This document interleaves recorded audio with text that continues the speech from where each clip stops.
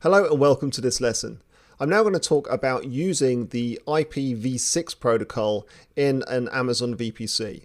So remember I mentioned earlier in the course that there's two versions of IP which are used extensively. One of them is IPv4, that's by far the most commonly used. It's been around for quite a long time.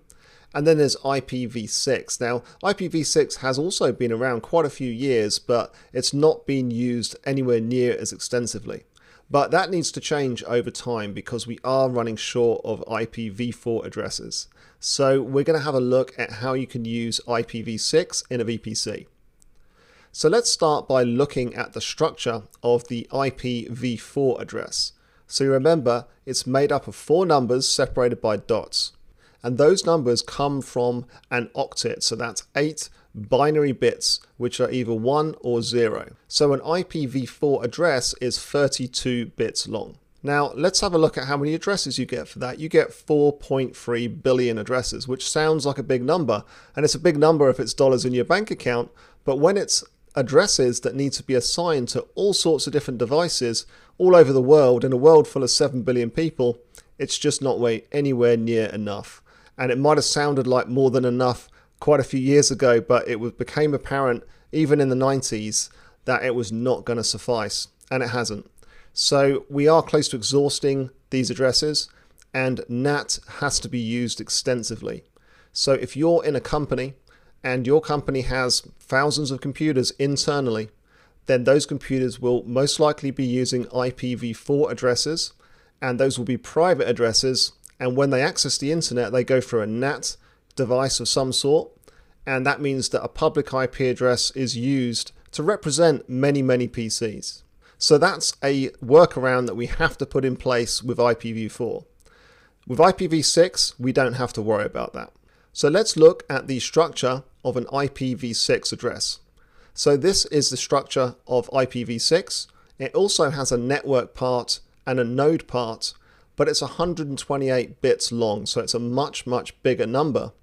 But also it uses hexadecimal, whereas IPv4 uses dotted decimal. So that means there's a lot more potential values that you can use in hexadecimal versus decimal. So that means the amount of addresses is much bigger.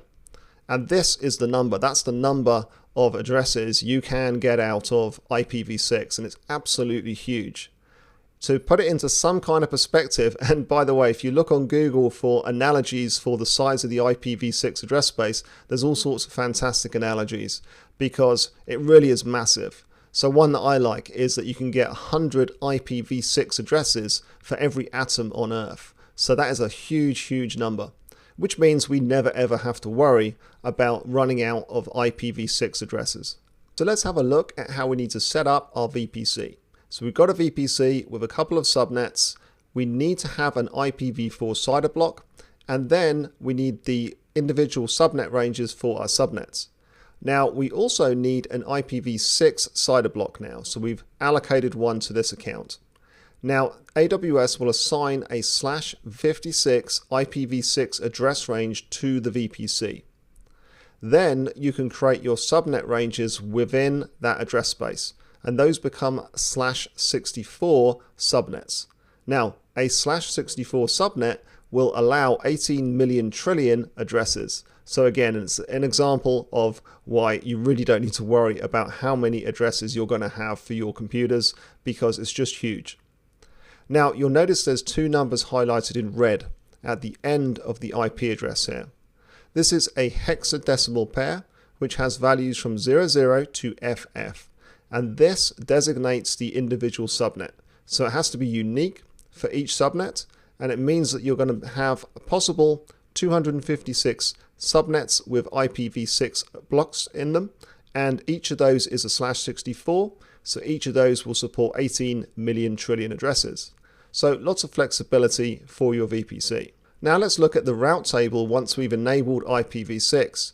So we now have a local route for the IPv6 CIDR block, and we need a route to the internet gateway for everything that's outside of that range. Just like we did for IPv4, we have the :/0 for IPv6 pointing at the internet gateway's ID. And that means that anything that's not an IPv6 address in this range will go to the internet gateway. So we'll make sure that we have that specified in our route table when we enable IPv6. Now, all IPv6 addresses are publicly routable. That means there's no network address translation. Now, if you want to, you can use something called an egress-only internet gateway. Now, the purpose of this is when you want to allow outbound access only using IPv6. So it's kind of like having a EC2 instance in a private subnet with IPv4 and then adding a NAT gateway into a public subnet. It means that that instance is protected from the internet. No one can access it directly from the internet, but it does have internet access outbound. So that's what an egress-only internet gateway does. So that's it for the theory on this topic, and in the next lesson we're going to go in and enable IPv6 for our VPC.